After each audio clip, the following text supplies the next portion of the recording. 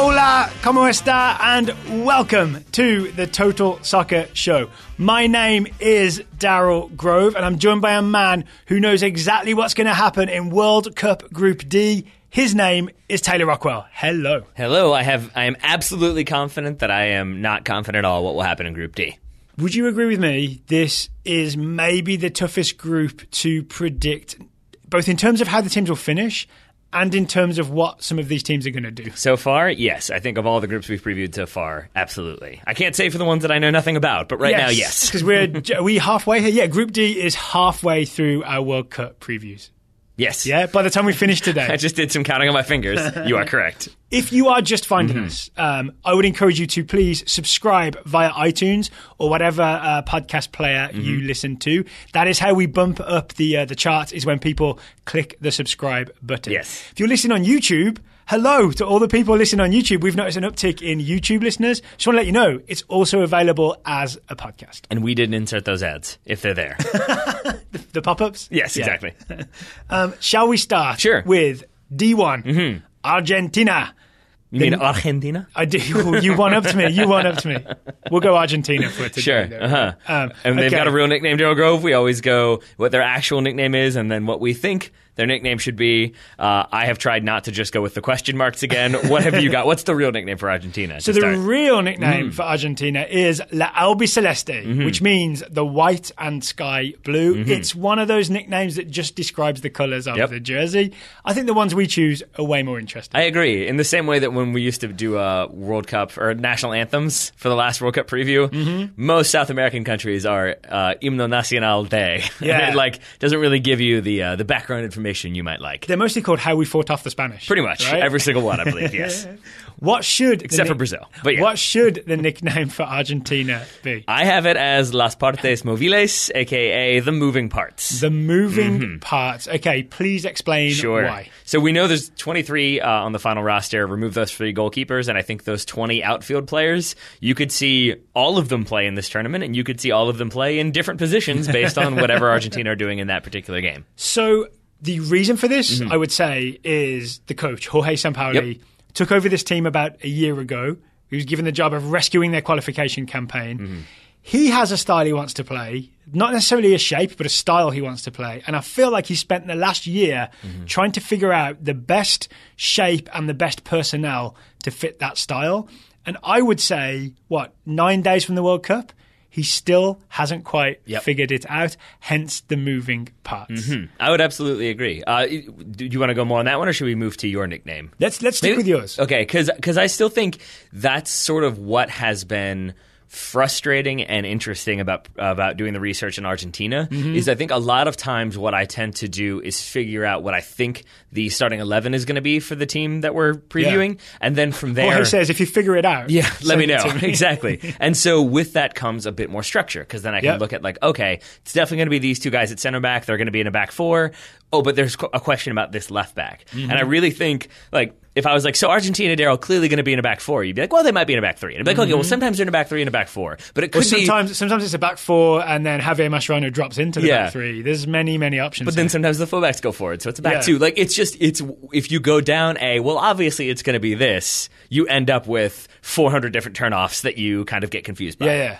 That said, I think it's going to be a back 4. Okay. I really do. I think so too. I'll tell you why. It's just because the most recent friendly that I saw, it was Argentina-Haiti, which I know is not the strongest opposition, but it was the big send-off game at La Bombonera, and I think it was slightly Sampaoli showing off this is roughly what we're going to do, right? Let's hope so, for his sake. But yes, okay, so if we were going to go with some guiding principles, then maybe we say we think they're leaning towards a back 4. It may very well be a back 3 in some games, depending on what Sampaoli wants to do. But we think maybe attacking fullbacks from that back 4. So that leads into my nickname. Sure. I'm happy to wait if you have more. No, go ahead. Okay, so my nickname for La Albiceleste is not La Albiceleste. It is the high-stakes gamblers. You getting paid based on the number of Albiceleste uses? I am. Okay, cool. The high-stakes gamblers. Let's get to it. Cost per Albiceleste.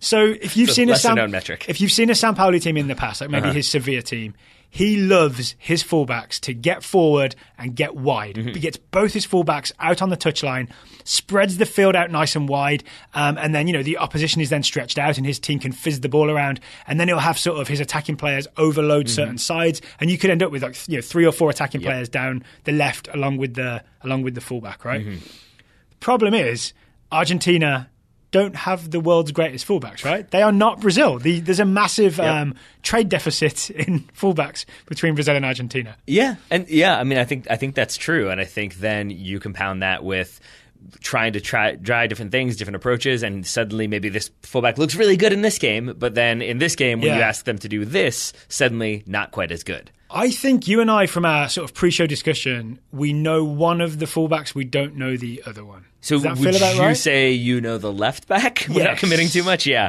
Nicolas Tagliafico, I think is how you pronounce that. I can't claim. See, fame is a loose term because I can't claim to be too familiar with him. But actually, so this is interesting. Tagliafico, he's someone I was not really familiar with until I watched a few games to prepare for this show. Now I have a better understanding of him. I have more respect for him than when I just saw his name on a piece of paper and a computer screen and thought, I'm not sure who that is. And then you sort of automatically in your mind downgrade Argentina's chances because you don't know Tagliafico. Fair? Yeah, and with that, actually, I'll just jump straight to a prediction, which is that Nico Tagliafico will get a big money move this summer. Ooh. I'm part of the Ajax exodus. Yes. Yeah, I forgot about that part of it, too. Yeah, any Ajax player, you can be confident in predicting they want to move. The Ajaxodus. Yeah, that's outstanding. Do you work on that? You have that in your notes? What's going on over there? You can check. But I think I'm with you that he's one who I didn't know very well. I think had 2 goals and 1 assist in the Eredivisie. That might be reversed. It might have been 1 goal and 2 assists. But either way, I think he is going to be very much involved in that attack getting forward. And I've heard that Sampaoli has basically been studying what Jordi Alba has been doing at Barcelona with Leo Messi and trying to get Tagliafico to play that similar style. Yep. I don't know if he can emulate it directly, but I think because he is going to be so heavily involved in the attack and attempting to play off Leo Messi, I think that will make him look better by comparison because Leo Messi is a good person to have as a teammate passing you the ball. So I think maybe there's a chance that he shines at this tournament because I'm erring on the side of Argentina doing well. And I think a big part of that is maybe him being involved in the attack. So the team looking for an attacking fullback looks to Tagliafico. So here's why I call them the high-stakes gamblers, is because Tagliafico will be getting forward. On the other side, the other right-back, we don't really know his identity yet. Maybe we'll discuss some options later. He will also get forward. Argentina will be susceptible to a counter-attack. Absolutely. Because they're going to have all those people pressed high up the field. They often, if they play a back four, they'll just have 2 centre-backs basically around about the halfway line while everybody else is ahead of them. It could be, say, Otamendi and Fazio. I think they're very susceptible to a counterattack. So my first prediction is, because of all the space behind it. I'm aware, I'm staring blankly off into space, listeners, because I've just realized every time I start to get like a little bit of a grip on Argentina, something else happens. Because I was like, yeah, but they've got these really good attackers, and if they're set up right, and then everything you just said reminded me that every single team that they're playing against is either set up to play counterattacking soccer through the channels or very much capable of playing counterattacking soccer through the channels. Suddenly, I think Argentina might be in some trouble. So here's my prediction. Argentina will have a player sent off for denial of goal-scoring opportunity. Ooh, okay. So everyone's pushed high, counterattacking behind Argentina. Otamendi sides someone down. If it's not in the box, right? Denial of goal-scoring opportunity. Red card. And it could even be if it is in the box because you can still get the red card on a dog cell if you're not trying to play the ball. So even if you're just like grab the player, pull them down because they're on a breakaway, that can still be a red card. So I think that's a safe bet, Daryl. That's a solid shout. Okay, we haven't talked Leo Messi yet. Shall we get to Leo Messi? Well, we can, or since we've kind of danced around it, do you want to get to the right back as well since we've already talked about the left back? I'm having trouble naming him. Right? It could be Mercado, who Sampaoli worked with at Sevilla, but he's an odd one, right? Because he plays centre-back and he plays right back, and he's maybe not the best going forward. Yeah, right? It seems like even if he is comfortable being a right back, by all accounts, he hasn't been as comfortable as a right back for Argentina under Sampaoli. Because he's not Dani Alves. Exactly. I'll tell you what I would like it to be. I would like Jorge Sampaoli, the high-stakes gambler, to push all his chips into the middle of the table and to say, my right back is going to be Eduardo Salvio. And Eduardo Salvio, Portuguese fans will know, he is a right winger for Benfica, full-on right winger, right? He has played right back for Argentina in the most recent game against Haiti. He is an option at right back. Jorge Sampaoli may be going into this World Cup and playing a right winger at right back. Yep. Wackiness ensues. Who do you think is faster between him and Mercado? I've never paid enough attention to be confident, but I would guess Eduardo Salvio. I think you've talked me into Salvio. I had Mercado starting, but the more I think about it, you're right that it seems like most of the opposition Argentina is going to come up against will be slightly more defensive because that opposition is coming against Argentina. Yep. So maybe it makes sense to have a more attack-minded player who's capable on the ball in attack further forward at all times. Push those chips in, Jorge. There we go. On. Okay, Go cool. on. Yeah. So we've solved the fullback issue, maybe theoretically possible. Sorry, that leads me to my second prediction. If Sampaoli does what I want and plays Salvio, his winger, as a right back, I think Salvio's getting an assist. Okay. And I watched a load of Salvio footage because he was kind of it was almost hypnotic. Once I started watching his assists, it kept seeming to me this right winger was not crossing the ball. This right winger was constantly playing the ball in low. Okay. Constant low balls across the 6-yard box, corridor of uncertainty, or getting to the end line and cutting it back. So Eduardo Salvio assist on a low ball into the box. That's my second prediction. I like it. Now, the issue is that you might be depending on a certain someone to finish that low cross into the box. And that leads me to wonder, do you have ideas as to what you'd like to see Jorge Sampaoli do up top? I would like generally in the attack. I would like Higuain to get at least 10 bites at the Salvio low ball into the box. Okay. So here's what I think he'll do up top, and we'll get to Messi in a minute if people are waiting. I think it's going to be Gonzalo Higuain to start because Sergio Aguero is still slowly but surely coming back from that knee injury. Yep. I think at some point it will flip and it will be Aguero starting, but I think they'll give him, half an hour off the bench in the first game, then maybe a bit longer the second game, and just sort of ease him back in, right? Because then Higuain has a chance to stake his claim, but Aguero in the end is just faster and is, sorry Juve fans, he's a better finisher. Yeah. And he doesn't have that recent history of missing missing chances in big finals. So this isn't a prediction of mine, but you saying that, I think you're absolutely right. And it almost feels like one of those scenarios where if you're Sampaoli, you either want Higuain to put 4 past Iceland in the very first game and suddenly it's like, okay, he's on fire, let's keep it going. Or you want him to look so bad that then the next game you're like, obviously Sergio Aguero. You don't want it to be like he gets 10 bites at the apple, he finishes the 10th. So he scored a goal, but he missed a lot. There are question marks. Like I feel like you kind of want that decided. Ideally before the World Cup starts, but if you're Argentina still figuring stuff out. Well, and you can't do a fair 50-50 thing before the World Cup because Aguero's not fully fit, so you can't do a game each and decide. Right? Yeah, so I should say I feel like I've been too harsh on Gonzalo Higuain. I actually think he is somewhat unfairly ridiculed for missing chances. He misses chances because he gets in the spaces all the time. But then still misses them sometimes. I'm with you on it. I just think I hadn't thought about this before, and again, I'm not making it a prediction, but I think it will be very interesting to see specifically what Higuain does in terms of productivity in front of goal in that very first game, because I think that dictates later on. Can you imagine being Higuain? Nope. I feel like every time you miss, you sort of, everybody's thinking about it, right? There was even in the Haiti game at La Bombonera, he missed one. The crowd cheered. In a sort of we still support you kind of way. Okay, good. Not sarcasm. Well, no, not sarcasm, support. But even that has an element of... You can do it, buddy. Yeah. Either way, it's not the best, but I'm with you. I think it's Higuain to start. Okay. Unless it's Paulo Dybala. Why not? Let's just throw in more options. It won't be. I don't think it will be. I think Paulo Dybala is there as Leo Messi's backup in some ways. Is that fair?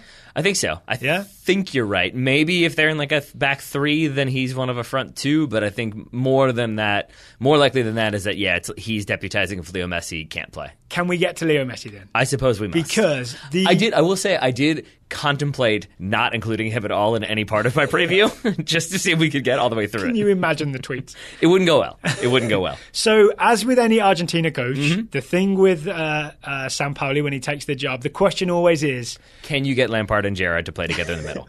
Basically, it's like, can you get Messi and the other 10 guys? It's the unsolvable question, to sort of maximise Messi's ability. I think one thing he tried early on, one of the back 3s that he tried was like a 3-4-1-2, Messi behind 2 strikers. Yep. I think he's abandoned that after it didn't go so well against, like, say, they lost 4-2 to Nigeria, right? Yeah, I think that was 3-4-1-2 with Higuain and Dybala up top. Maybe it was Aguero, but either way, yes. And I didn't think it worked very well. So what I've seen most recently is Messi behind a striker. Yep. Literally playing sort of number 10, but with the freedom to do more or less whatever he feels like is the best thing to do. Is that the best? It's 4-2-3-1, but, just do what you want to do. Right? Uh-huh. Yeah. So here's my thing with Messi.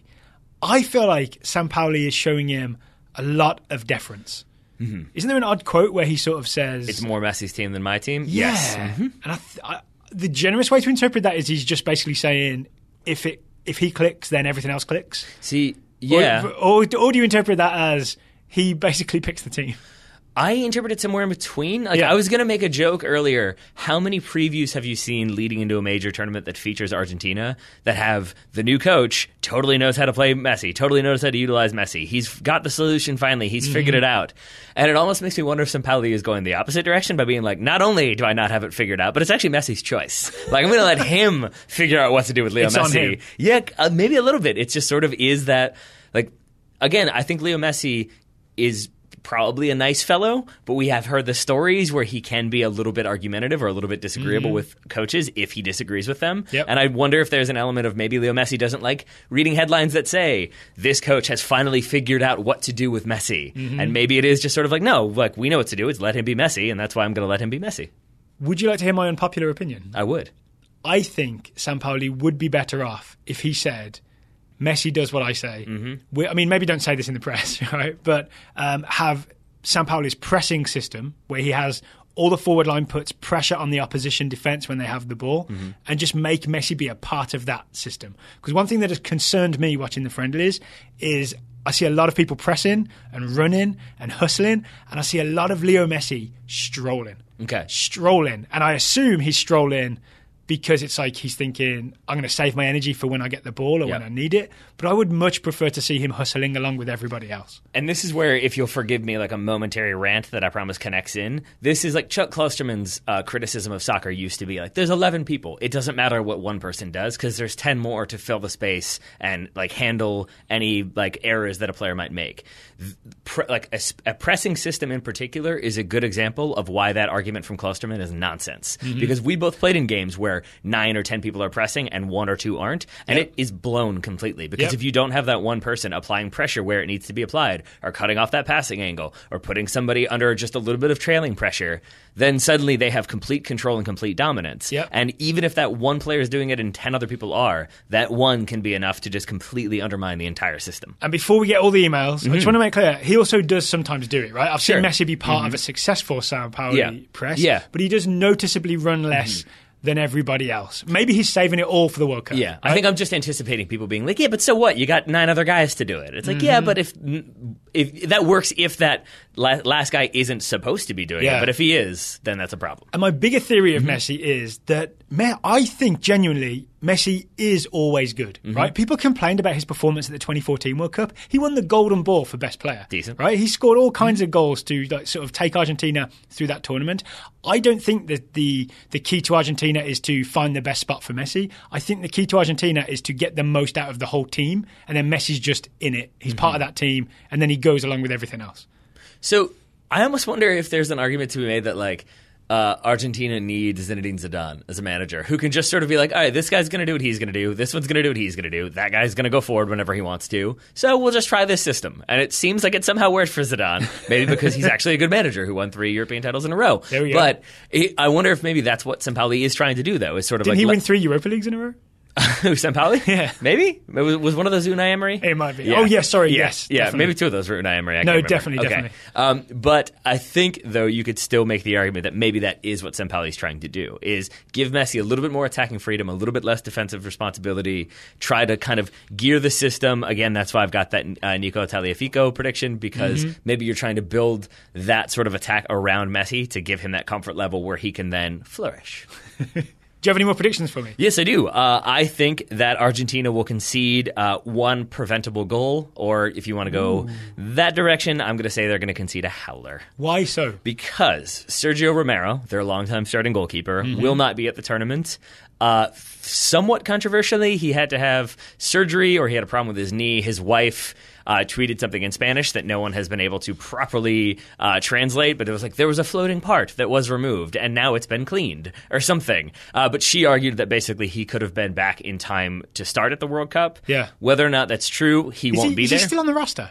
No. I printed out a roster yesterday, and Sergio Romero was listed along with Caballero and Armani. He has been replaced by Nahuel Guzman from UANL in Mexico. All right, yes, ESPN. Which I believe is just Tigres. ESPN, update your roster page. Indeed. Well, not surprising. So it seems... We're firing shots at ESPN? What? Anyway, so Sergio Romero basically... David versus Goliath situation.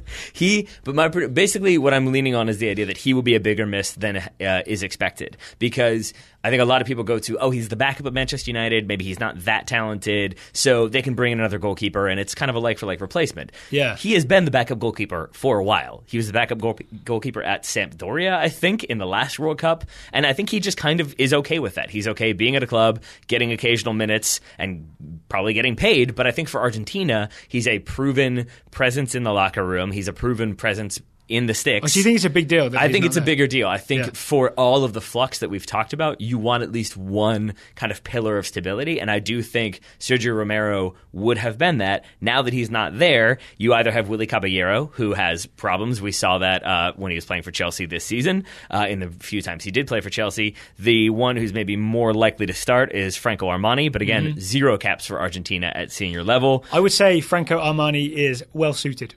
How do you mean? It's a pun that you didn't get. Oh, I gotcha. I did not. Thank you. I really was. I was like, well suited to start. What do you know? What information do you have? I wasn't going for the pun. Thank you, Daryl Grove. He has won the Copa Lib, so there is that. Like, he does have international experience. Yeah, but we don't know enough about him. But that's the thing, and so and especially has never started for Argentina at a World Cup, and I think that is a huge thing for a goalkeeper. And if you already have that sort of indecision, is it a back three? Is it going to be 2 center backs? Are the fullbacks too far forward? I can just see him getting caught out, whomever it is. I can see that goalkeeper getting caught out, making a bad mistake that leads to a goal. We noticeably haven't talked central midfield. Yeah. Big question for me, does Javier Mascherano start? He is no longer with Barcelona. He is playing in China. I've seen him start in a lot of the recent friendlies, and he sort of looked like his old self when Argentina had the ball, right? Directing traffic from central midfield, moving the ball on very quickly, picking out some smart passes. Yeah. In transitions, he looked noticeably slower. Like, I saw him not get to some things that I was really confident old Mascherano, young Mascherano would have got to. Old Mascherano did not get there. I'm concerned if Mascherano starts that he could be sort of susceptible on the counter as well.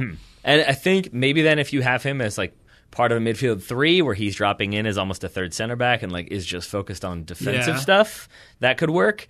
But yeah, I mean, it's a big question mark. What else we got for Argentina? If he's in there, it maybe leaves other people doing more defensive jobs. Those people would be Lucas Biglia, who himself is returning from, I believe, broken vertebrae, or he had a big problem. So that is not great. Biglia coming off a double fracture of his lumbar vertebrae. I have that in my notes. And then you've got Ever Banega, who I think your point before we started recording was that he's a good midfielder. He's proven. We know what he's capable of. We don't know how defensive he's going to be. So for them. I've seen him play sort of deep in a, what would you call it, like a regista kind of way. That's an Italian term, not a Spanish term. That's okay. But you know what I'm saying? Like, I've seen him play deep. I haven't seen him necessarily be a sort There's a lot of Italian-Spanish crossover defender with Argentina, so it's fine. That's fair. Yes. That's fair. So the other option that I'm really interested in is, I forgot how to pronounce his name, Del Celso? Lo Celso? Yeah, Lo Celso. Yeah, Lo Celso. I think this World Cup is timed just right for him. I agree. With Bilia's injury recovery, with Mascherano not getting any younger, I think Lo Celso may end up starting in central midfield. This is the PSG midfielder. Attacking midfielder, I think, has added a sort of both ways kind of thing to his game. Yeah, I think he's like all-around central midfielder. If you go to the transfer market, he's a big circle in the middle of the field. That's the best way I can put it. But yeah, Giovanni Lo Celso, I agree with you, and I think that's a really good shout, Daryl, that we might not see him start against Nigeria. Again, maybe we will. But I think if we don't, we might see him come on and have that impact and kind of shut things down, clog the middle, and maybe then we see him start their next game or the game after that. Any breakout players, like players who could earn a big move that maybe we're not familiar with right now, but could earn a big move after this tournament? I had Tagliafico on there. I think he's one who, if he has a strong tournament, if Argentina advance into the knockout rounds or go deep into the knockout rounds, he's one who maybe people don't know that much about. Yeah. As we know, he's with Ajax, but maybe he's not as Go ahead. Do you agree with me that World Cups are the time when you notice fullbacks the most? Yes, I feel 100%. like you get really familiar with fullbacks you've never heard of at World Cups because they see so much of the ball and they suddenly become weirdly famous in a way they weren't before. I would say you get more acquainted with, or you get acquainted with fullbacks you don't know, and then like later rounds of the Champions League is when you get more nuanced interpretations of the fullbacks you already know. Yes, those are the two go. times you learn the most about fullbacks, I'd say, yeah, because suddenly there's a million think pieces on what Marcelo is going to do. Yes, so I think he's one. Lo Celso, I don't know necessarily if he's going to get a move, because I think with PSG being PSG and maybe not being able to expend so much cash right now, but he is one who I think maybe we start to see more next season in the Champions League and the like. And then the other youngster I had, Christian Pavón, 22-year-old right winger for Boca. We could see him playing in attack. We could see him playing as a right wing back as well.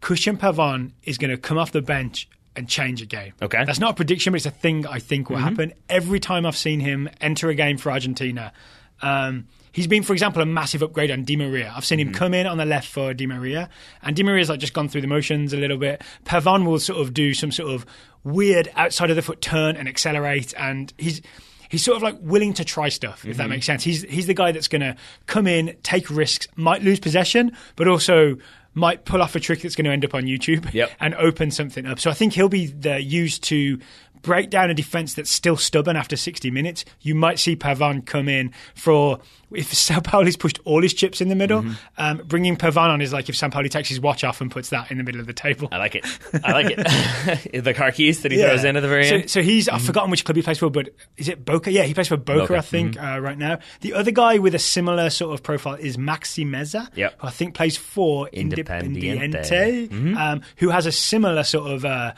few tricks, not quite as aggressively sort of I'll try stuff as Pavón, but Maxi Meza is a guy to watch off the bench, not least because his name is amazing. I like it. And since we're going specific things to look for with Lo Celso, I'll add he is pretty left-footed, but with that comes you'll see him do this type of pass. It's not like a Trivela, but it is with the outside of his left foot, and I would equate it most with like a shovel pass where it just kind of, he like shoves the ball at you essentially, but it's like the football shovel pass where it's kind of underhand thrown. That's what it reminds me of, because he'll use it to like split two defenders who are 2 yards away from him. It's that sort of like quick little outside of the foot pass when you don't see it coming. They don't see it coming because it's unorthodox and weird. Yes. Okay. Final thing that I want to talk about with Argentina is we always like to do, what is the reason for US fans to support this team at the World Cup? I think if you are maybe you watch every 4 years for the World Cup, or you have like a passing interest in soccer, you can pass off the line, I just want Leo Messi to win something with Argentina as your thoughtful line, because it's true, that is a reason to watch. He hasn't won anything like at major level. The most he's won was the Olympics, but I think he would very much like to win some silverware. I think he would settle for the World Cup at international level. And so that's a reason to watch, to see if he can raise his game at a time when this is probably his last World Cup in his like prime.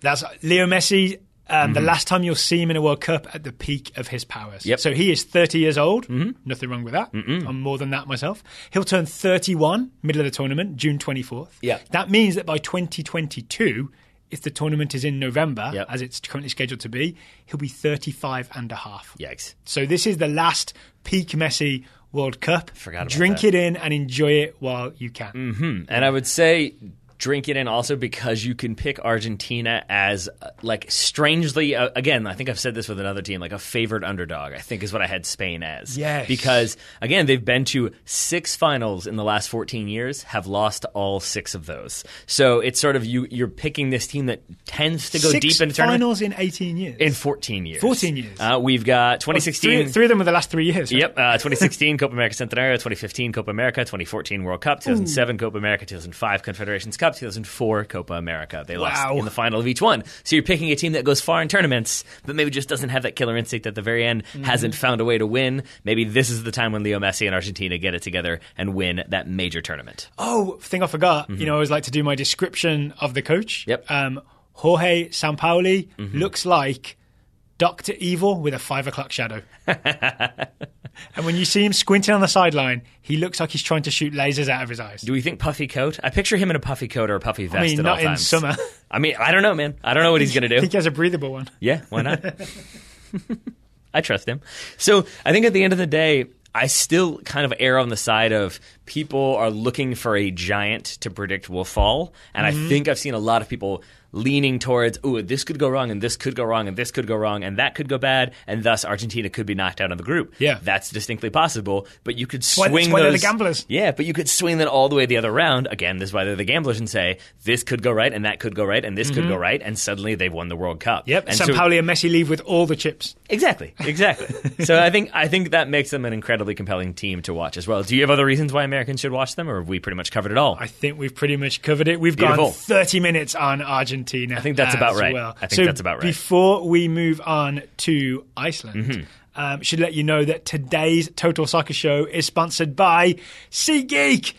Buying tickets to sporting events used to be confusing. Buying tickets to other live events used to be tough. But now you can just tap your phone twice. You can make a purchase to any live event. Not only that, you can use the SeatGeek app to see what the best possible prices are with the traffic light system. Yep. Green, orange, red. Green, orange, red. It shows you the value, and we appreciate that. You can also use it, as we sometimes do, to see who's coming to town, who's coming to the area. If there's a band or a comedian we like, are they going to be in the area or not? It's kind of like a Google Maps explore area for entertainment, right? Exactly. Yeah. And I like it for that. But you can also use it to find actual tickets to actual events. For example, the U.S. women's national team will be playing China at First Energy Stadium, which I have since learned is Cleveland Browns Stadium. Despite being a fan of Cleveland, I was not familiar with their new name.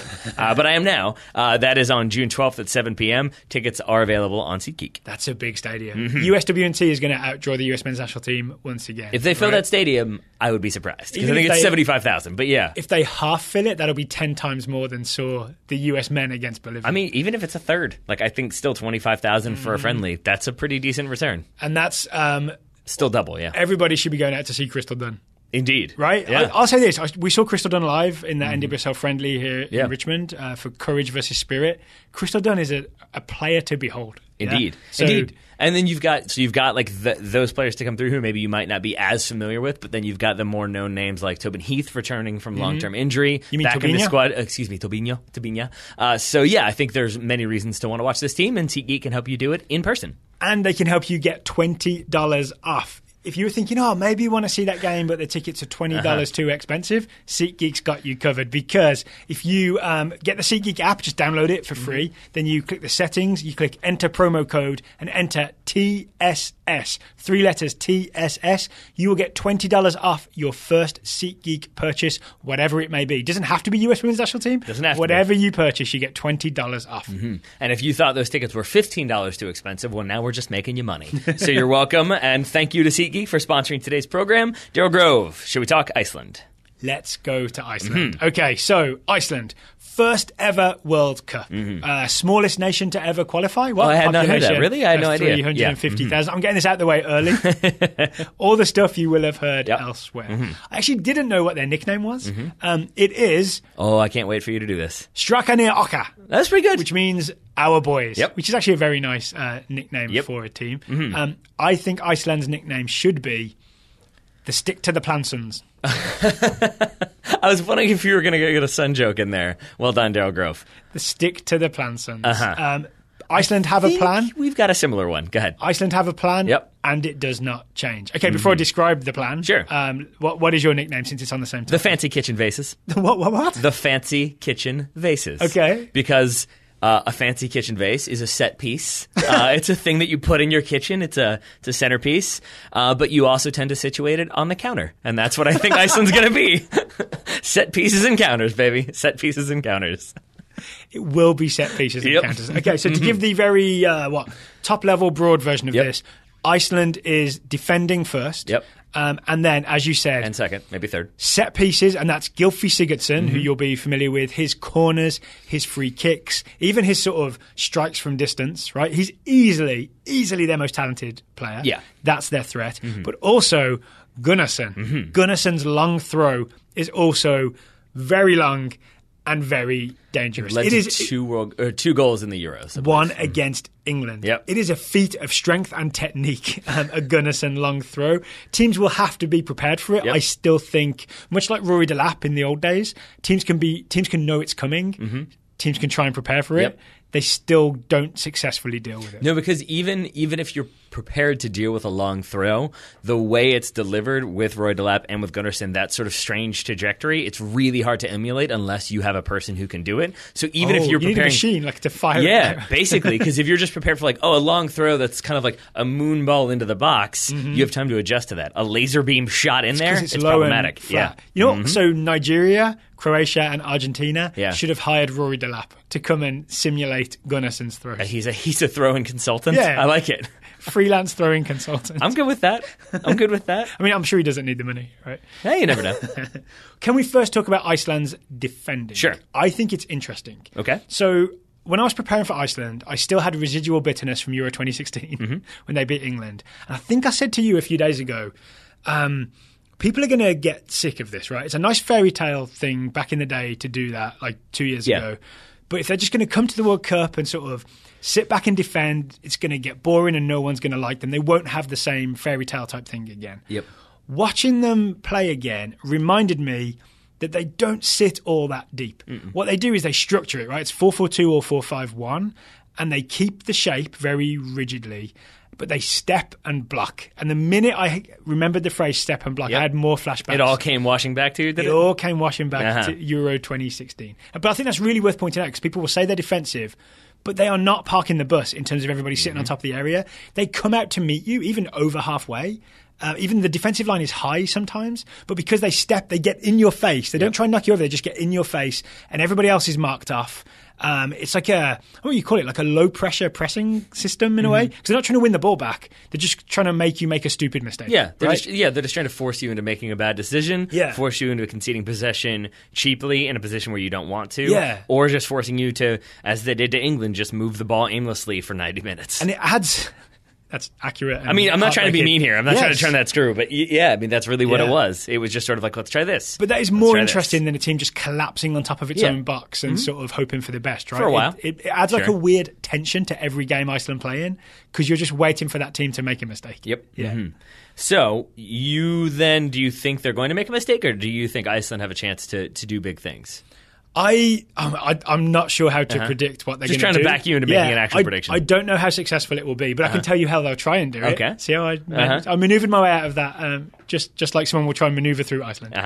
What they do is, when you do make a mistake and you give them the ball back, they counter-attack, but unlike Sampaoli, they don't push all their chips in. Nope. They push maybe 2 chips very gently forward. They barely make a gamble. So that the shape, the 4-4-2 or the 4-5-1, essentially stays rigid. Like their fullbacks don't go bombing forward and leave a hole. They leave no gaps, right? Leave no gaps. So then they can counter-attack in a low-risk kind of way, right? So they're not going to be counter-pressed. Yeah. I mean, but you'll send those numbers. I would say the only thing, like, I get your metaphor of pushing it gently, but I will say when they send those two go. You're right. Yes. Okay. So they put their chips on the table really aggressively, but there's only like two of them. 2 or 3 chips. Yeah. It's like a very dramatic high stakes bid of $4. That's how I gamble. Yeah, exactly. I will say, though, the other thing I could see happening is similar to like my Denmark prediction, where, as you're absolutely right, that Gylfi Sigurdsson is the player that I think both Iceland maybe will look to play through, but also opposition defenders will look to shut down. I'm guessing that if they go with like a 4-2-3-1, he is the middle, the number 10 of that front three. If they go 4-4-2, maybe he drops in, but he is still the one who links up play. But I think he gets isolated. Maybe defenses try to like play him or just knock him off the ball a little bit. So I still think that Iceland's 2 center backs, that'd be, I think, Ragnar Sigurdsson and Karl Arnason, I'm predicting that they will outscore Gylfi Sigurdsson.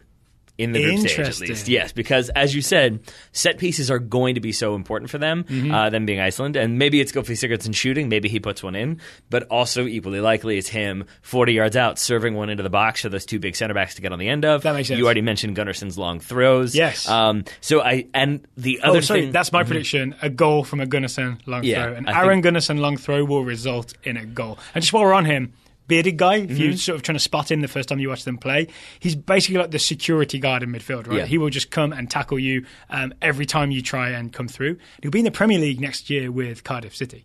Okay, there we go. That works. Like that. So, sorry, I took us off topic. Because I also wanted to note that while we praise Gylfi Sigurdsson, we have to acknowledge that he's been injured.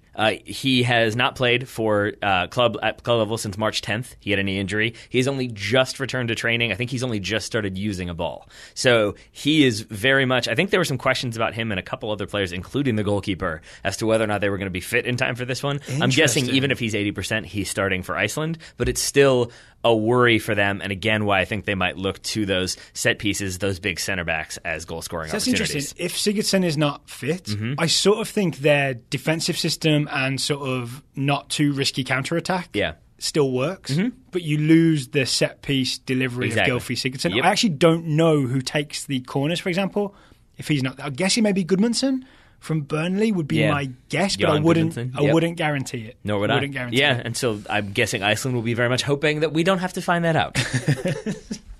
Anything else you want to predict or discuss with us? I think this is my kind of downer prediction, is that I think their atmosphere for their games won't be even close to what it was in the Euros. I read a similar thing. Is this about the distance to Russia and then the distance between games? The key thing is the distance between games, because I think for a lot of the natives of Iceland, because that was the story, right? It was like half of the country was attending the Euros or whatever. It was like 10% was at each game. Yeah, something like that. I don't think you'll get that because, yes, as the two things you mentioned, distance to get to Russia, and then once you're there, if it was France, it's easier to get around. It's shorter distances. Russia takes a longer time. I think the other two things would be that ticket allotment, just the smaller number of tickets, means that you're not going to be able to send as many people. You don't have the guarantee that you can get a ticket.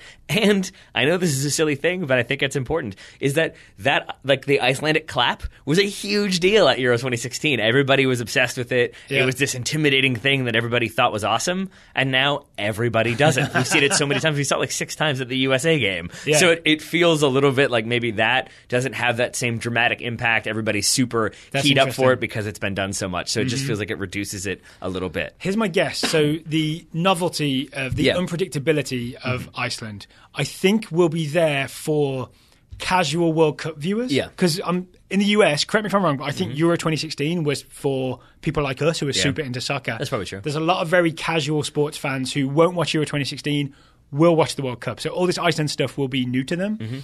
But for all the teams in the tournament, they'll all be very aware of what Iceland did at Euro 2016. Everybody will be ready for them. Fair? Yep. One thing that I would be interested to see if he is ready for them is Birkir Siversen, who's going to be, I think, the right back. The right back for Iceland. But essentially is now playing for in the Icelandic League, which there's some concern that maybe that has reduced his ability to play against top-tier opposition, which he will be doing with every single team he's going to be playing. So that is an area to watch, is maybe if he's used to playing against Icelandic players and suddenly he has Leo Messi running at him, or Angel Di Maria, or any number of other players from Croatia and Nigeria, maybe that's a bit of a problem he's going to have to deal with. Oh, okay. I will keep an eye on that. You ready for my second prediction? Sure. Okay. There will be a goal that has an inverse striker-winger relationship. Okay. Does that make sense? So normally the wingers cross for the strikers. But what happens with Iceland time and time again is because on the counter they don't push all the chips forward all at once. So we have to stop with the gambling metaphors at some point, right? They feed the ball up top to their strikers, right? So it could be Budvarsson, it could be Finn Bogason, right? It's one of those two. Then those guys will sort of end up retaining possession and sort of dribbling wide and holding onto it. Eventually, if they manage to get near the box, they will be looking for one of the wingers. It could be the aforementioned Johan Gudmundsson of Burnley on the right, or Birkir Bjarnason. You remember him with the headband and long hair? Villa player from the left. Those guys, that's the point where they'll sort of break their shape. They'll take the gamble of one of the wingers darting into the near post the back post to arrive at the back post, ready for a cross from one of the strikers. So there will be a goal where a striker crosses for a winger, because that is an Icelandic pattern of play. With everything that you've just said, I have maybe this is a silly way to phrase this, but I'm going to ask, are Iceland basically a championship team? Like, Yes. as in, like, they like would do very well in the English Championship? Yeah. If you look at the quality they have there and where a lot of their players play. I actually don't know play. what would happen if they played there, but some of their players do play there, put it that way. Yeah, but it just seems like that's about the level. Like, you've got some Scottish players in there, you've got some Scandinavian-based players, you've got some Russian Premier League, but it seems like that's about their average level, so that gives you a good insight into maybe how they're going to set up. That's what I'm saying. Yeah, and also, I have seen moments where maybe their technique lets them down, right? Yep. I've seen Bjarnason sort of control the ball on the sideline a little heavily, and the touch is loose. Like, there are... This team is not unbeatable, right? There are mistakes that they will make to give the other team possession back. Yep. Yeah. Then the other thing I'm worried about for them is having no familiarity with Croatia. Just kidding. They played them twice in qualifying. That's really weird to me that they were in the same qualifying group. Yep. And are now in the same World Cup group. 1-1 last one. Yeah, apparently there's no rule in the draw that you can't be drawn with There sure isn't. someone from the group. One story worth keeping an eye on, the aforementioned Ragnar Sigurdsson, the centre-back that you'll very much notice, right? He's heading and clearing things away all day. He plays for Rostov in the Russian Premier League, as you just mentioned.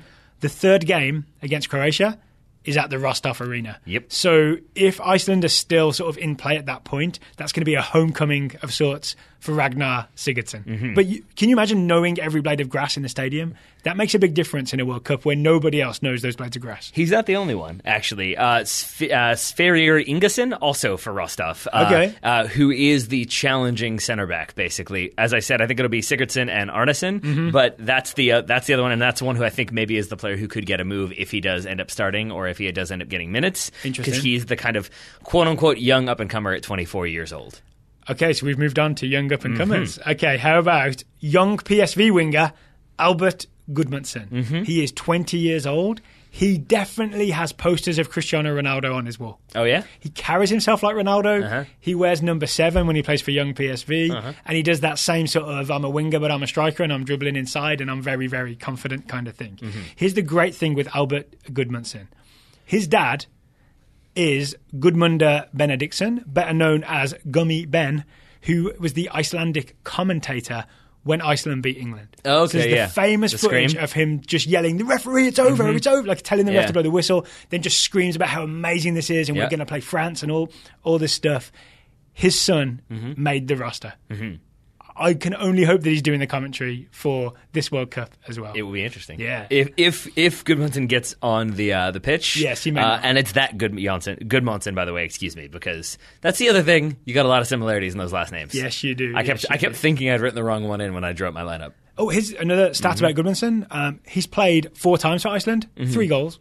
That's not bad. So he's like recently selected and he's been making an impact. He may be a guy coming off the bench, say, especially if Iceland are 1 down and need to have a bit of a gamble. Gudmundsson coming in. All right. Yeah. And final note I have on Iceland before we get to why you should root for them. For those wondering, Friedrich Schrem is the only one that doesn't have son at the end of his name.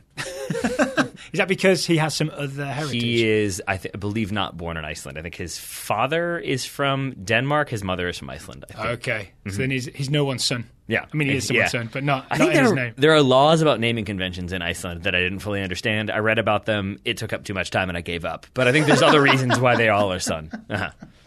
Well, one guy whose name ends in son is, well, the whole team, except for Schramm, but the coach, Heimir Hallgrímsson. Same coach as at Euro 2016. I would say he actually looks kind of like a dentist, and that's because he used to be a dentist. Yeah. That's the famous sort of Iceland fairy tale.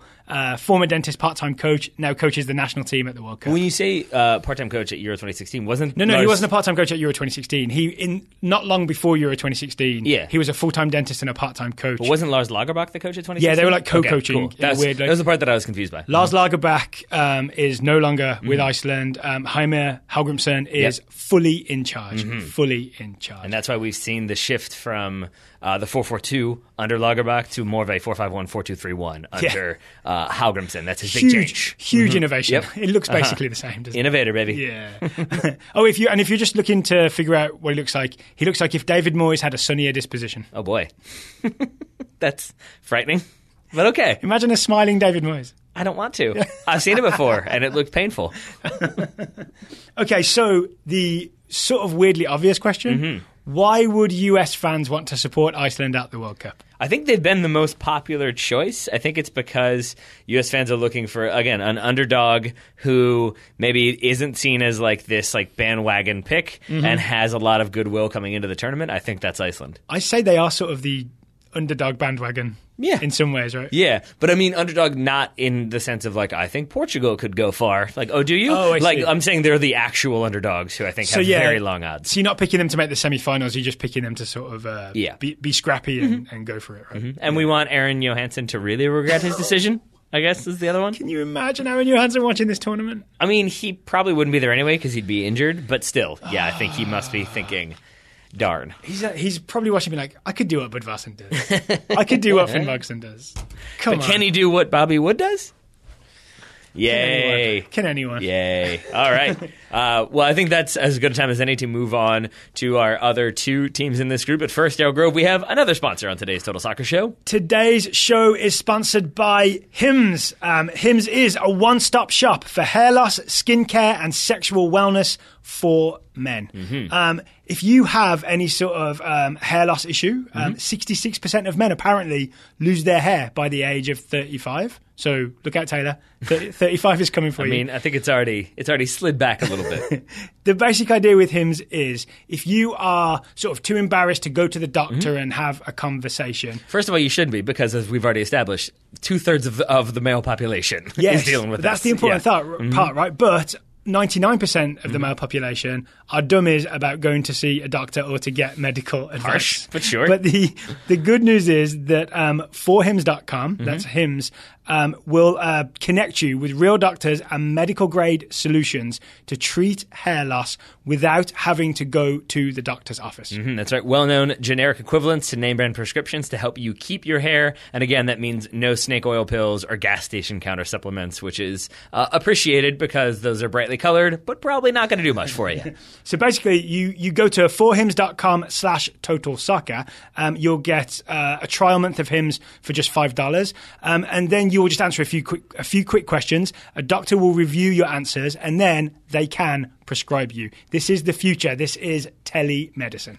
And I think I'm correct in saying that the quiz is, do you have head on your hair? Or hair on your head? And if you say no, then there you go right there. Then if you yes, will you in 5 years? And the answer is no, then there you go. It's slightly more complex than that, but that's kind of basically it. So once again, this is like genuine prescription, medically proven. It's the generic equivalent of name brand prescriptions. To get a trial month of Hims for just $5 while supplies last, you go to forhims.com/totalsoccer. That's forhims.com/totalsoccer. Remind me the URL one more time, Tyler. Forhims.com/totalsoccer. Daryl, if people need some sort of link to this, where could they find that? In the show notes. There we are. I will put it there. Thank you to Hims for sponsoring today's Total Soccer Show. All right. Where shall we go next, Daryl Grove? Let's go to D3. Uh-huh. Croatia. Sounds good to me. Hrvatska. Croatia, yes. Real nickname Vatreni, which means the Blazers. I'm going to go with the Tiki Taka Sprint and Smashers. The Tiki Taka Sprint and Smashers. That is a catchy name. It's what they are, man. How did they get that name? Because they can do all of those things. They have the talent throughout the team to be able to play that Tiki Taka, quick passing, keeping possession. They also have the ability to break down the channels. They've got lots of pace, lots of technical ability there. Then they've got the ability, if they need to just play that ball into the box, smash it forward, put it on the head, as we remember from 2014 of players like Mario Mandzukic, who is more than capable of scoring with those aerial challenges. Or Kalinic. They have their choice of big strikers who can finish in the air, and they have all kinds of technique as well. Tiki-taka, sprint, and smashers. I love it. I prefer yours to mine, but I'm going to read mine out anyway. I have nicknamed Croatia the How's Your Touch 11. Okay. So you familiar with the How's Your Touch game? No.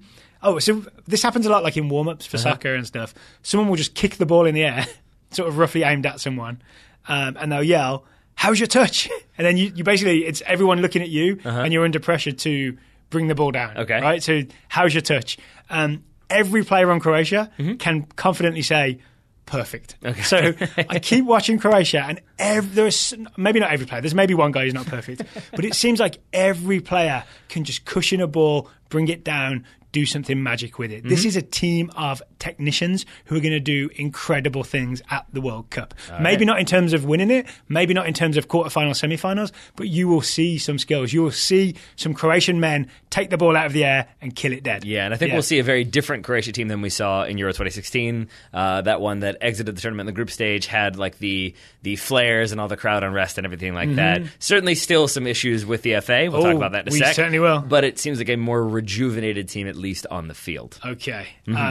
What should we talk about with Croatia? There's a lot. I think first of all, that issue that I just alluded to, the off-the-field issues, and how maybe it affects the team, maybe it doesn't, but either way, it's worth knowing about. Are you talking about the Zdravko Mamic scandal? I sure am. And how it affects Luka Modric and Dejan Lovren. Yeah. Okay, so here's the very brief version of it. Take us through it. Cool if I take you through it? Right, the very, very brief version that I know is missing some detail.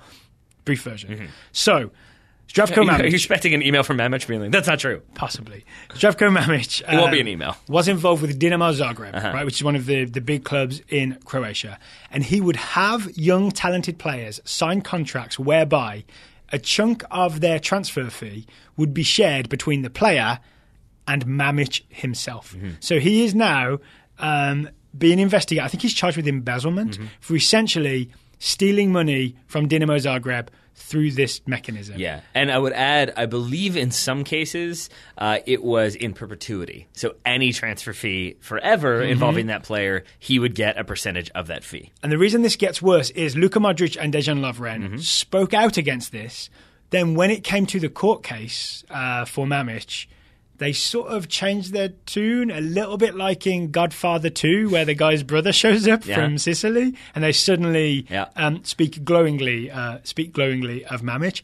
Dejan Lovren may have perjured himself. Yeah. So, and there's a weird split in terms of like Luka Modric's popularity, because everyone feels let down that he didn't sort of roast Mamic in court when he had the chance. So this hangs over the team. Yeah. This whole thing hangs over the team. And I think Luka Modric may have some charges pending as a result. I could be wrong there, but I think there was also an investigation into some of his behaviors. And then, as you were saying off air, it also affected Andrej Kramaric. Yes, so Andrej Kramaric, the Hoffenheim striker, who I'm quite excited about at this World Cup. One reason I'm very excited about Andrej Kramaric is he came up through Dinamo Zagreb. Mamic approached him with this sort of, hey, let's do this weird contract thing where we split the money. And Andrej Kramaric said, absolutely no way. Yeah.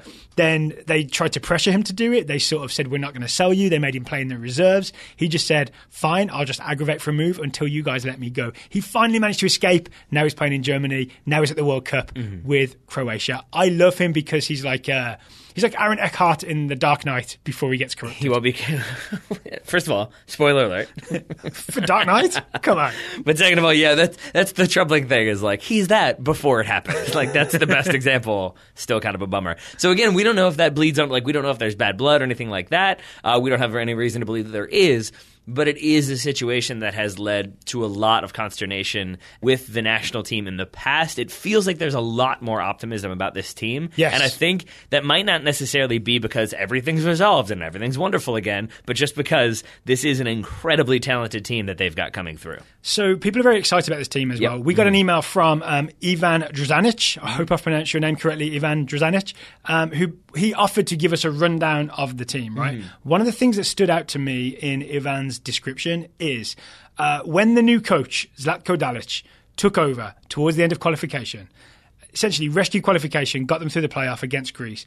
The biggest change he made was Luka Modric moved out of that sort of deep-lying midfield position that you've seen him in millions of times for Real Madrid, maybe not millions, but and moved him to a straight-up number 10 position in a 4-2-3-1. Luka Modric, it's almost like he's been given back the controls to the attack. So when you see Croatia now, they are way more exciting than they've ever been because all that stuff that you saw Modric do deep in the midfield, right? He's so great at faking, then like as soon as the opponent bites, he goes the other way. He's doing that much higher up the field. And it has a knock-on effect to all the other players, attack-wise. And Ivan says it's the best he's ever seen Modric play, which is saying something. Modric also captaining this team. Yeah. Do you want to get into predictions? Because one of mine relates to Luka Modric. Yeah, go for it. I am predicting, it's a very specific prediction, I'm predicting an El Clasico against Iceland. El Clasico? Yes. That's a great name. Because even with what we've said about Iceland, how they're not necessarily going to be like parking the bus, they're still going to be very frustrating for their opponents to play against. Yep. And I think maybe relying on crosses into the box doesn't necessarily do anything. We learned that, again, sorry to keep like bringing that wound back up, but against England we learned like just crossing it in, just forcing passes through doesn't necessarily work, and it requires a little bit of technical brilliance.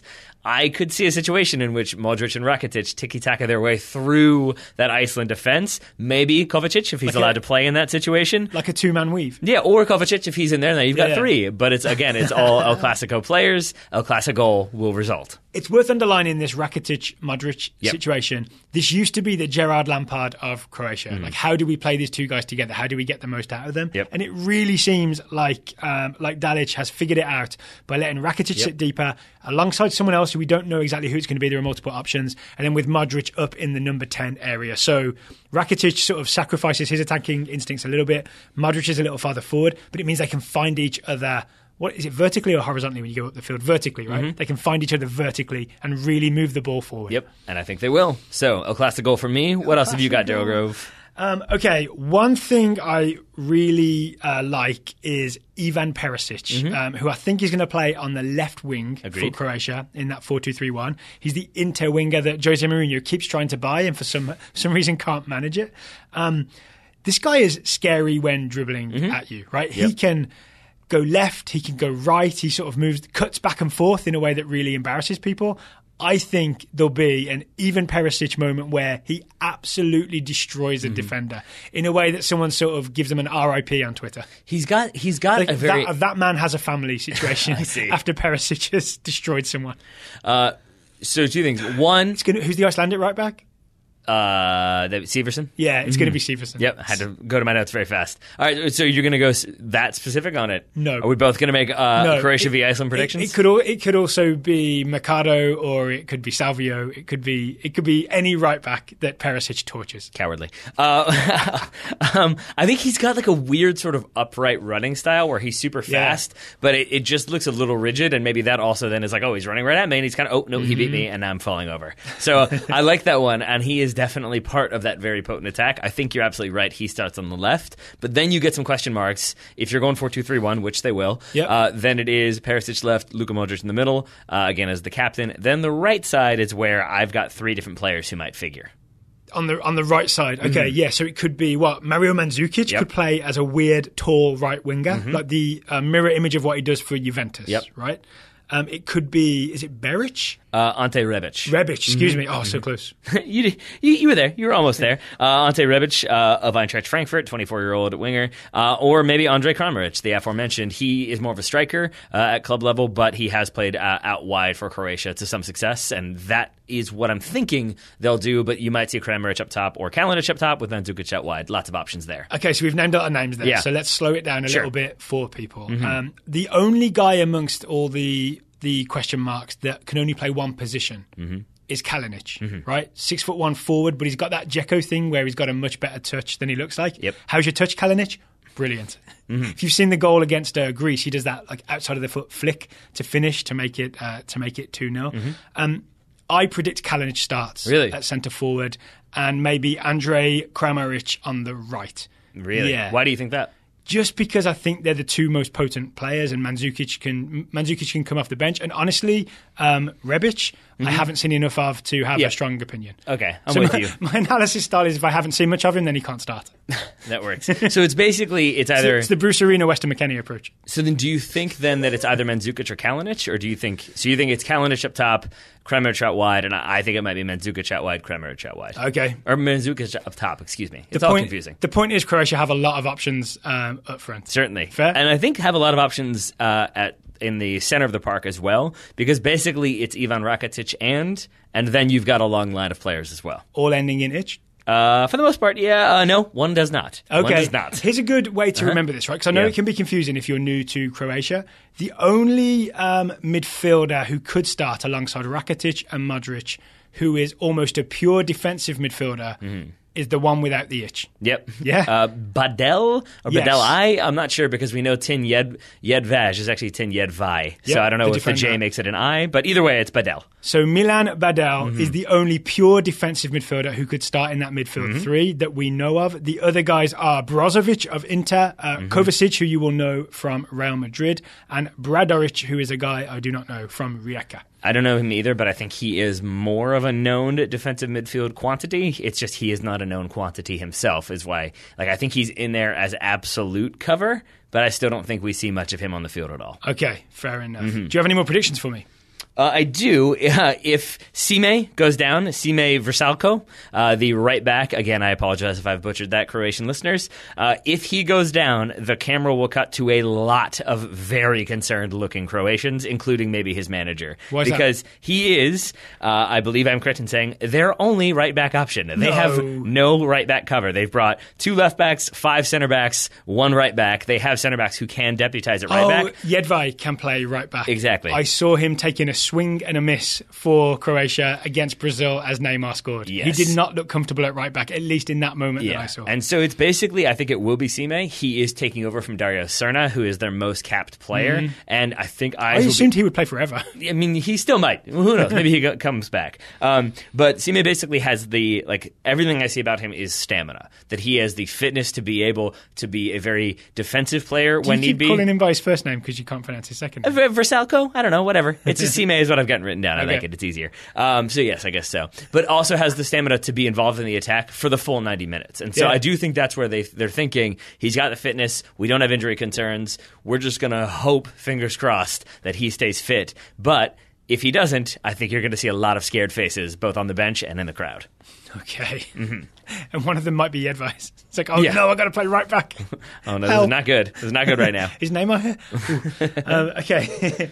My final prediction for Croatia is their press will be broken. So I've watched a bit of them when they do their high press. It is too aggressive. By which I mean, it's not that they send too many men forward.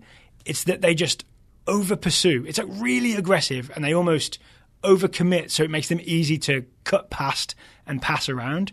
I have a couple of times in watching them seen, the most high-profile example is Peru. There's a famous-ish goal, it's sort of doing the rounds on Twitter, where Peru have the ball in their defence, they're playing it out, Croatia go after them, and Peru just and the ball is away, and they've sliced through the middle of Croatia. So my prediction is their press will be broken. They will concede a goal where somebody carves their press open, and it might be Argentina that does All that. right.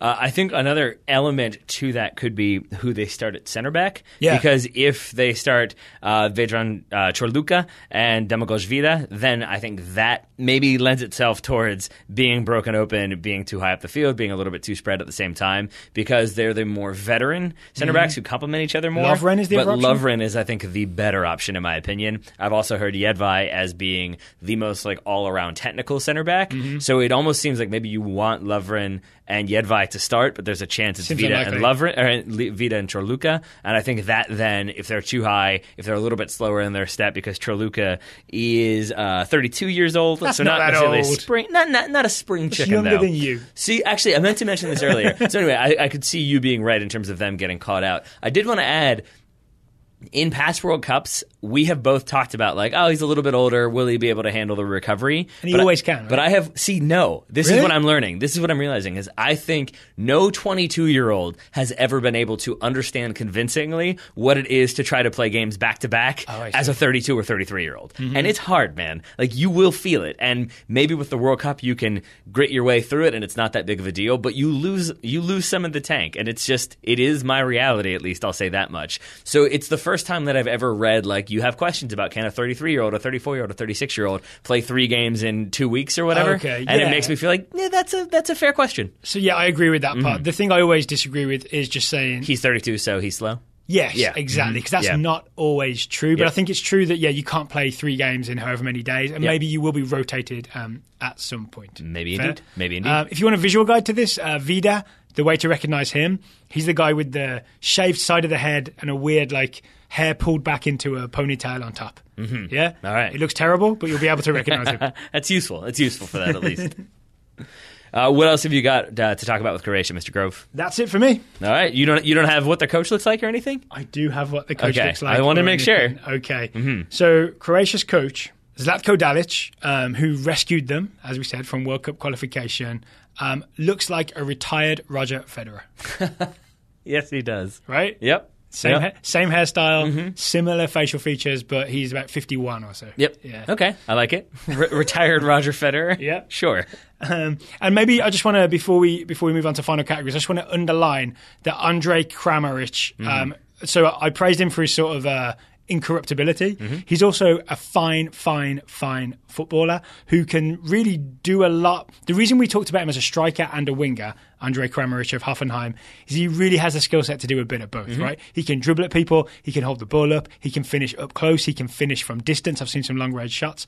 Andre Kramaric will be the player to watch, I think, or the lesser-known player to watch in Croatia's attack. Yeah. How about that? It's one where, like, when we talk about young player to watch, a player that might get a move, it's worth noting again the quality of this Croatian team, not just in terms of their individual ability, but where they play. That, like, you look at Kramaric, and I agree with you, except that he plays for Hoffenheim, who qualified for the Champions League. Yep. So then you wonder, like, is he going to get that move, though? Because I absolutely thought, like, oh, he's nailed on. Some English club is going to look at him and think, that is some talent we need. That's some goal-scoring ability we need. West Ham looking your direction. And so then... But would you leave Hoffenheim in the Champions League for West Ham in the Premier League? You wouldn't. I personally wouldn't. No, I don't think so. Yeah, so that does kind of factor into this, because the same thing, the one that I kept finding myself looking towards is Mateo Kovacic. We talked about him a little bit from Real Madrid. It's time to play, right? Kovacic, it's time to play. You're 24. It's time to be a regular starter somewhere. You've got the Champions League winners' medals now. Yeah. And Casemiro's not going anywhere. By all accounts, did not impress as a defensive midfielder for Real Madrid this season. So you wonder if he comes in. I've only recently realised it's not really his role, right? No. He's more of a sort of an all-round midfielder, yeah. So you wonder if he comes in, gets some like maybe 30-minute cameos, 25-minute cameos, impresses, maybe gets a start, and maybe that's enough to jumpstart some talk about him getting a move away from Madrid or starting for Madrid this season, though a move seems more likely. Okay, reason to support. Why would US fans who do not have a team at the World Cup, as we know very well, heartbroken, why would they support Croatia at the 2018 World Cup? Okay. The reason I've gone with is very personal, but it's that basically this is the team that I could probably talk my dad into most readily, because I think 1998 is when he paid attention to the World Cup the most, or when he first started paying attention to the World Cup. Is it the Davos Shuka World Cup? Yeah, and I remember it as being the first sports bet I ever made. I lost because I bet on Germany over Croatia, and that didn't go so well. But you remember them from their jerseys. They've got like the checkerboard jerseys that everybody loves, those red and white. They've got the talent there. They had the talent in the past. So I feel like that's a team that I could be like, remember Croatia from that tournament? Oh, yeah, they were really exciting. So is this one. You can sell it that way. Yeah, I think jerseys is the strong selling point. Yeah. Right? Yeah. The other way to look at this is the last chance to see this golden generation of Croatian footballers. There are a lot of players just the other side of 30, which is, again, as we said earlier, not necessarily a problem for this tournament, but Rakitic, Modric, Mandzukic, those guys will be like 34, 35 by the time. Modric's 32 right now, so you're looking at 36. By the time the next one comes around. Yep. So enjoy Modric, Rakitic, Mandzukic while you can in this tournament. Wow. All right, then. I think there's 3 different teams in this group who I've seen somebody try to write something about this being their golden generation. I think Croatia win that one for sure. They absolutely do, yeah. The other team who I've seen labeled as their golden generation is the final team to talk about, Daryl. That's Nigeria. All right. And I think those claims of it being their golden generation were immediately shot down because, the 1990s team was definitely their golden generation. Fair. I will say, Croatia, beautiful jerseys. Yep. Croatia may be the second best jerseys in the whole tournament. Yep. Nigeria takes the cake. Really? Right? Nigeria's jerseys are the ones that have got everybody's attention. Yeah. And sold out, I believe? Sold out, yeah. They've been released. That's sold out. It's the only... Is it Adidas? I think it's Adidas. It's the only jersey where the manufacturer and the designers took a risk and did something weird and different. Yep. Yeah? Therefore, champions. Yep.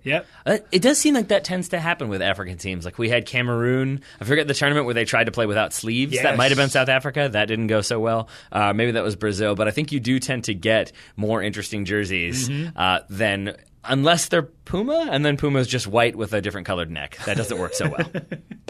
So the nickname. I think I've now fired shots at Puma and ESPN. Yeah, go Taylor. Yeah. The nickname is the Super Eagles. Yep. What should their nickname be, Taylor? I have called them the opening credits. The opening credits? Yes, because if you're watching a blockbuster movie, you've got, when the opening credits start, you've got your production companies. Nobody cares about those. Then you've got your shots fired at all production your companies. big name actors, and it's always like big name actor, big name actress, big name actor, and then the title of the movie, and then the rest of the cast. And that's what I'm going to say Nigeria is. Nigeria's attack in midfield is like, look at that name, look at that name, look at that name, look at that name. Then you've got Nigeria, the Super Eagles, and then the rest of the cast, and you're sort of like, who? I think I saw him in that one performance. I can't remember. I think he maybe had a cameo at one point on Curb or something like that. Like you're trying to figure out who the actor is. That's sort of Nigeria. They're very half and half. So, who are the names before the title? Who are the big names that have earned them this nickname? Sure, I would say we're going to start with Michael John Obi, or John Obi Mikel. John Obi Mikel. Yeah. Victor Moses, Kelechi Iheanacho, Alex Iwobi, Wilfred Ndidi. I think those are all very more well-known players. Mm-hmm. But then you look at the other players who might start for Nigeria. Elderson Echejile, of course. Leon Balogun, William Troost-Ekong, Abdullah Shehu. You see what I'm getting at here, is that it's not those names that you know as much. Will be in the Premier League next year with Brighton and Hove Albion. Uh-huh. Yep. Did you know that before you started researching Nigeria? Definitely. Did not. Yeah. I did not. And again, I don't think that is sort of us just tooting a blind. They all start for Crystal Palace. It's not even. It's just more so they're at. I think 2 or 3 of the players in this team are playing for mid to lower level Turkish teams. Yeah, a lot of Bursaspor, right? Yeah, indeed. So it's teams that maybe we just don't have that much familiarity with, and players we don't have that much familiarity with. Okay, I am nicknaming Nigeria not the Super Eagles, the Swooping Eagles. Okay, because they will swoop in on the counter attack. Mm-hmm. That genuinely is their modus operandi, right? Nigeria have sort of, weirdly, 3 defensive midfielders. Yep. John Obi Mikel is the number 10 in a 4-3-3, but he's also a defensive midfielder. Theoretically, that was always his job back when he was at Chelsea. And then ahead of that, they have 3 pretty attacking forwards. It's definitely going to be Alex Iwobi on the right. It's going to be either Iheanacho or Igalo as the centre forward, and it's probably Victor Moses on the left. Those guys will hit you on the break. That is the plan. The Swooping Eagles. They will swoop in behind your defense. And there's a decent chance that you see maybe them starting in the opposite side, so it will be starting on the right, Moses on the left, or it will be on the left, Moses on the right. It's the classic, if you're a US Women's National Team fan, it's the old Mallory Pugh, Crystal Dunn problem, where they are both right-footed, right? Mm-hmm. So they maybe have to just take it turn by turn to see who goes right, who goes left. Yep. Either way, they're coming for you on the counter-attack. And this is not necessarily a problem for Iceland, because Iceland, as we said, don't open themselves up, right? They don't send too many people forward. Argentina send a lot of people forward. Croatia send a lot of people forward. Both those teams could get hurt by Nigeria on the counter-attack. Yep, because that's exactly what John Obi Mikel is looking for, is to be able to pick up that ball, turn, find the overcommitted fullback, find that gap between the fullback and the center back, play that ball into space for Moses or Iwobi, and then they're away. Iheanacho or Igalo in the middle waiting for that centering pass. You've got midfielders then kind of coming in after that centering pass comes. You've got lots of options if you're Nigeria. There's actually a lot on John Obi Mikel here, right? There's a lot on him to have his passing right, essentially. He needs to be perfectly calibrated to slip those balls through on the counter-attack, because that's where it could break down. Yep. Yeah. It's weird to hear you talk about a human needing to be perfectly calibrated, but I'm with you. I understand what you're getting at. Yeah. Maybe he's from Westworld? Yeah, sure. The other thing that I'm really interested in is Alex Iwobi here. Sure. So if you've seen Alex Iwobi for Arsenal, you'll be aware of him as a very smart, very talented player, but he's not the guy, right, on Arsenal. He's one of the guys. Every time I've seen Nigeria lately, 22-year-old Alex Iwobi has looked like the player that wants to take responsibility for the attacks. Like, he is constantly demanding the ball, constantly being willing to try some risky stuff to make something happen. Alex Iwobi is, I think, sometimes putting this team on his shoulders. Okay. I would agree with that. The only thing that I would add to it is that you maybe add for better for worse at the end of all that. Yes, because I have seen him try too much and maybe frustrate his teammates because he doesn't square the pass when John Obi Mikel thought he should have, or doesn't center the pass when Iheanacho thought. He'll try to do a step over, shoot from a tougher angle, and I do see a little bit of frustration at times. But that also means he gets shots off, he runs at defenders, he draws fouls, he draws cards. All of those are very useful in a World Cup. That's why my prediction is Alex Iwobi will score a worldie. Alex Iwobi will score a worldie at the World Cup. Okay. Because he'll be constantly trying something, and he might try something on the counter-attack where there is a bit of space to do it, and I think he'll score something that's either a really nice dribble past 3 players and bang, or a shot from distance, which he's not shy of taking either. Okay. I feel like Alex Iwobi has sort of got the confidence to do something amazing at this World Cup. Okay. So we've talked about the attack, though. Let's maybe look more towards the defense. So I mentioned, I think you're going to get not a flat back 4, but you're going to get maybe a 4-3-3 with Nigeria. Yeah, that sounds about right. And I think anchored by Wilfred Ndidi, the Leicester City midfielder. In midfield, you mean? Yeah, I think Travis and I talked about him. I had him as one of my potential breakout players. I forget how young he is, right? He's like 21, 22? 21 years old, defensive midfielder for Leicester. But people think of him, I said this on the Top Drawer Soccer show recently, people think of him as N'Golo Kante because he replaced N'Golo Kante. He's just much bigger than N'Golo Kante. He's 6'2", I believe. Is he really? So he's also going to be adept at winning those aerial challenge, at really shielding that back line from long balls over the top. And I have as my prediction that Daryl Grove will fall in love with Wilfred Ndidi. Oh, it already happened. It did. I know. Happened when he did it in the Premier League. But you also started earlier before we started recording. You were like, I think I really, really like him, and I was like, shh, no. Oh, I see. Say no more. Yeah. Say no more. Yeah. Well, let me tell you why though. Sure. So he has the energy. I was actually going to tell you why I think that you please. will, but go ahead. No, and I just want to see you tell me why, and then I'll tell you what I have written down. Okay, he has the energy of N'Golo Kante, covers the same amount of ground. Yep. He managed to do it without giving away too many fouls. At Yep. least that's not. I haven't looked at the stats, but that's the eye test. But he's actually pretty good when he gets the ball at moving it quickly as well, just like N'Golo Kante. Yes. Yeah. I have basically that. The only thing I have in there, which I think you will agree with, is that but for an exciting team. And I think we talked about this the other day maybe, that N'Golo Kante, we haven't necessarily seen him when he's gone to Chelsea be able to turn and play that ball forward and spring attacks and have this kind of fluid, exciting, energetic attack. I think that's what you're going to get from Nigeria. So I think the fact that he'll be doing that N'Golo Kante work of hoovering up, shielding the defense, being rock solid, but then also maybe jump-starting some attacks by playing really, really interesting balls or just doing a really good job of maintaining possession. I think he's going to be one that you focus on, you being the collective you, but you, Daryl Grove, I think you focus on him in particular. Here's the problem. Is he fit? That's a very good question. He was injured. He's obviously on the roster, and they think he's going to be ready, but he also might not be. Maybe not for the first game. Maybe, who knows, right? Well, actually, we'll just keep it going then, because I think he's one who we see start no matter what. Even if he's 80%, 75%, they'll want to just see what he can do. I don't like that. And then if he can't go, you'll see Joel Obi, but maybe then if he can't go, he being Wilfred Ndidi, then you see Joel Obi start the second or third game. And I think my other prediction is that we will see a goalkeeper change for Nigeria as well. Interesting. Why so? For the kind of the exact same reasons, which is basically that in years past they have Vincent Nyama. I forget who their other Carla Keme, who have been there too, steadfast, been there forever, ever present goalkeepers. And Nyama now 40, I think, frozen out of the national team. There's still calls for him to play, but he hasn't played club soccer in over a year. Do you know the Carla Keme story? Did he have cancer? Yes, he had leukemia. So Carla Keme is and was Wolves goalkeeper, Nigerian international. He really probably might have been the goalkeeper for this World Cup. He would have been Wolves goalkeeper last season. But he found out he had leukemia over the summer. But I think there was a Wolves banner at the recent England-Nigeria game.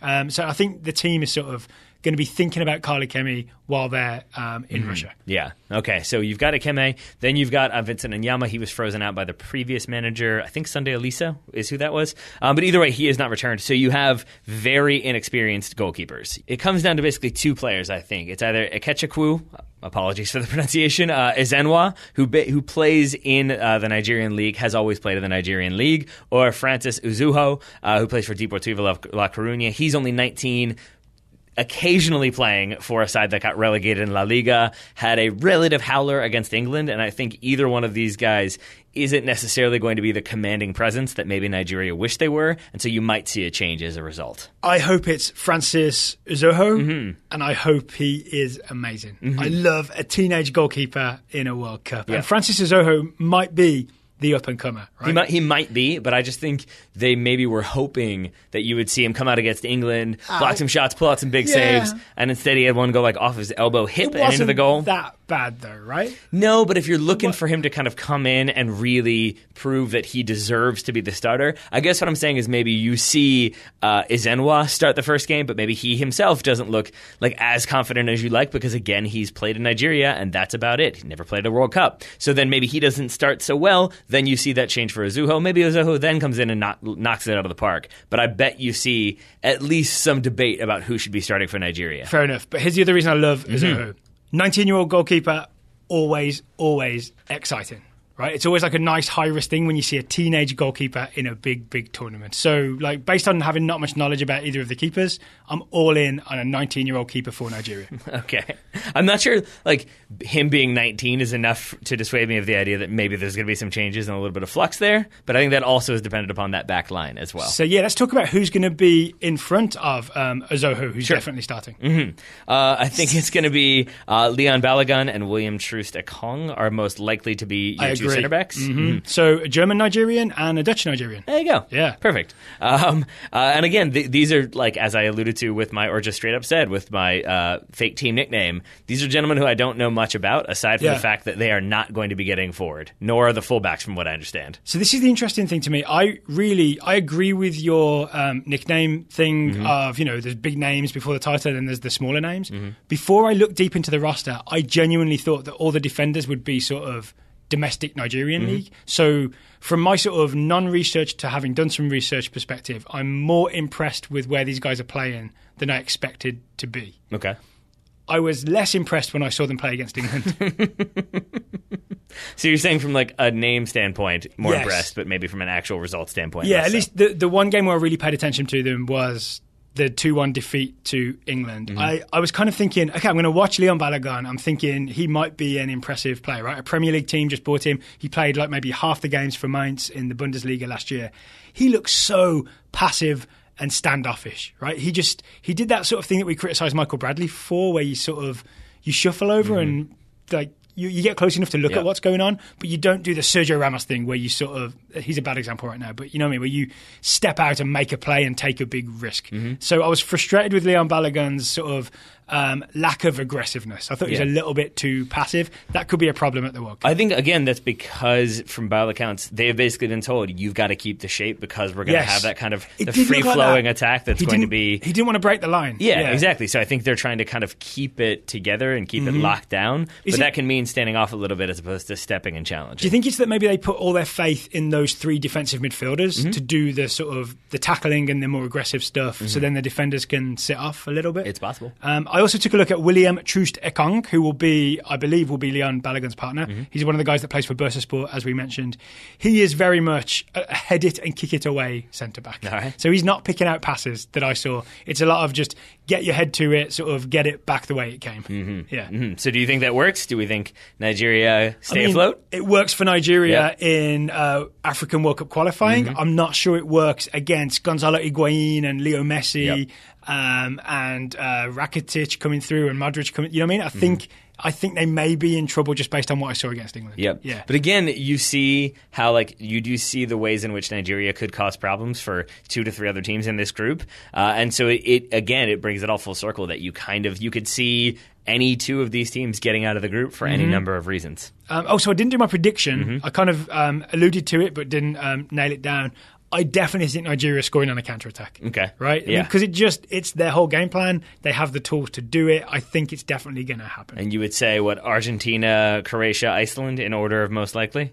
Yes. Strangely enough? Yes. Because Argentina play the most high risk. Yep. Yeah, definitely.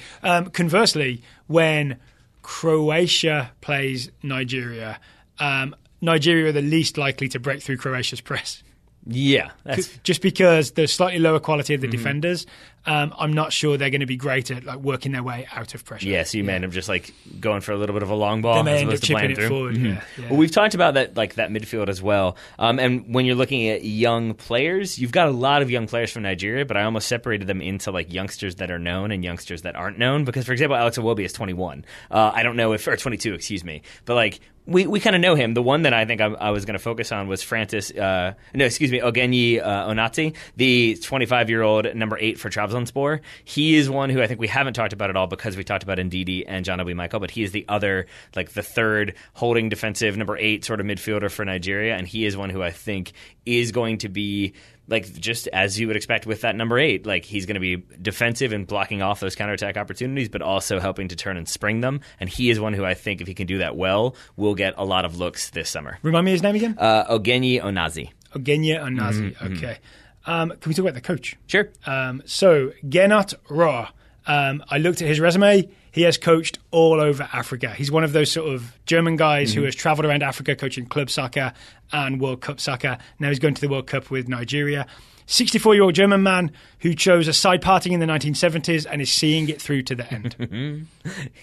Forhims.com/Total Soccer Show. Total Soccer, excuse me. I like it. And then why do you think, Dale Grove, that Americans should root for Nigeria? Hashtag play your kids. Nigeria is the youngest team in the tournament. The average age is 25.9. Yep. Hashtag play your kids.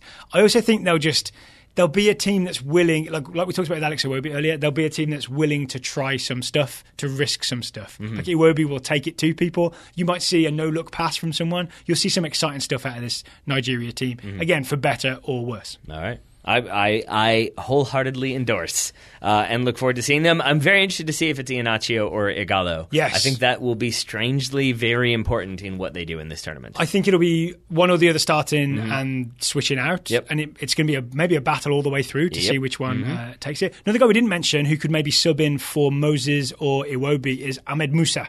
Or Ahmed Musa. I always quite liked the look of him. I thought he was like rapid and dangerous. So look out for him off the bench. One more reason to support Nigeria. We still need an African team to make the semi-finals of the World Cup. Yep. Cameroon, quarterfinals 1990. Senegal, quarterfinals 2002. Ghana, quarterfinals 2010 in South Africa. Luis Suarez denied them progress with that handball. We are still waiting on an African team to make the semi-finals. Yep. Not saying Nigeria is definitely the team that's going to do it, but if you're going to, really throw behind African teams, it's not a bad choice. I'm going to say third most likely. African Third team. most likely. Who's top 2? Morocco? Senegal. Morocco, Senegal. No love for Egypt.